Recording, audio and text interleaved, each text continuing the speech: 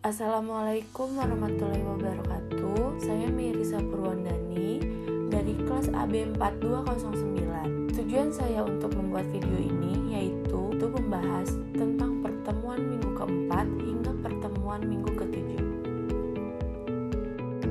Yang pertama, kita akan membahas mengenai pengukuran, permasalahan dalam implementasi, dan isu-isu. Menurut Preston dan Bannon, pengukuran CSR dapat dilakukan dengan mengukur setiap elemen individual CSP untuk mengukur semua elemen CSP kolektif.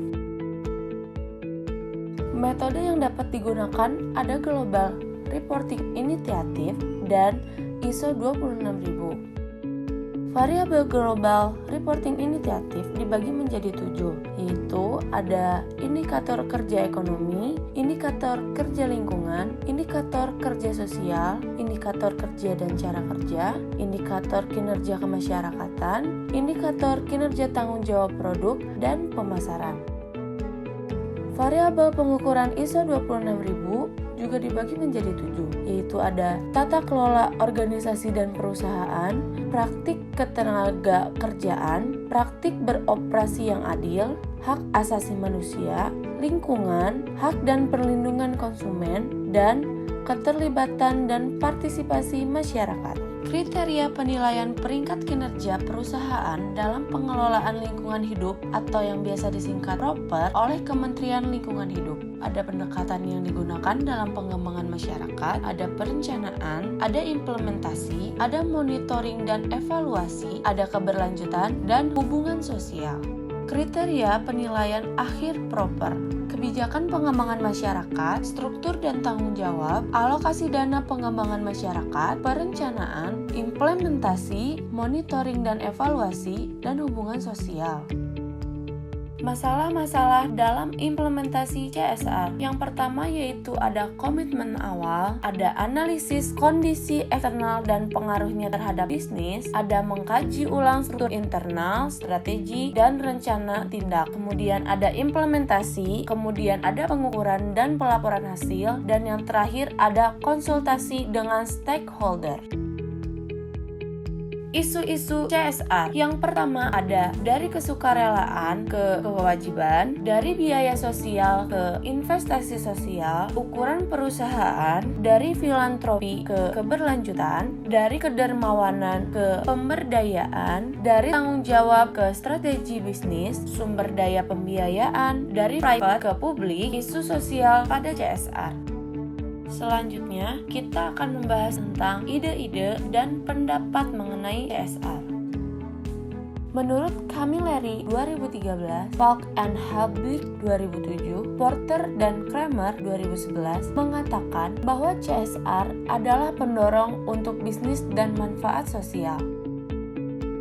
Menurut Carroll pada 1991, dia berargumen bahwa tanggung jawab ekonomi adalah dasar dari piramida ini. Tanggung jawab hukum berkaitan dengan mematuhi hukuman dan peraturan. Tanggung jawab etis yang melibatkan para pemangku kepentingan, dan tanggung jawab filantropi berupa kegiatan amal yang ditunjukkan kepada masyarakat.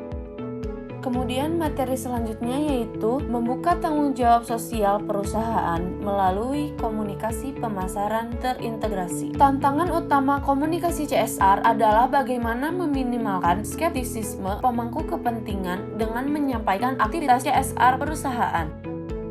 Komunikasi CSR yang pertama yaitu ada motif ekstrinsik, yaitu dipandang sebagai upaya untuk meningkatkan bottom line perusahaan. Yang kedua yaitu ada pemangku kepentingan dapat melihat bahwa bisnis memiliki motif intrinsik ketika bertindak atas dasar kepedulian yang tulus terhadap masyarakat dan lingkungan. Komunikasi CSR beserta penggunaan media. Yang pertama ada komunikasi CSR dan media digital. Yang kedua ada komunikasi CSR dan media sosial. Dan yang terakhir ada pelaporan lingkungan sosial dan tata kelola di situs web perusahaan. Materi yang terakhir yaitu tanggung jawab sosial dan sustainable investing. Investasi yang bertanggung jawab secara sosial atau SRI adalah praktek memasukkan tujuan sosial dan lingkungan ke dalam keputusan investasi. Perkembangan SRI. Di masa lalu, klien harus meminta perantara, perencanaan keuangan, dan penasihat investasi untuk reksadana yang bertanggung jawab secara sosial. Investasi bertanggung jawab sosial dibagi menjadi 5, yaitu ada pendekatan investasi dampak, ada investasi positif, ada advokasi dan keterlibatan pemegang saham, ada investasi komunitas, dan yang terakhir ada dana yang dikendalikan pemerintah. Penyaringan investasi yang bertanggung jawab dibagi menjadi 7.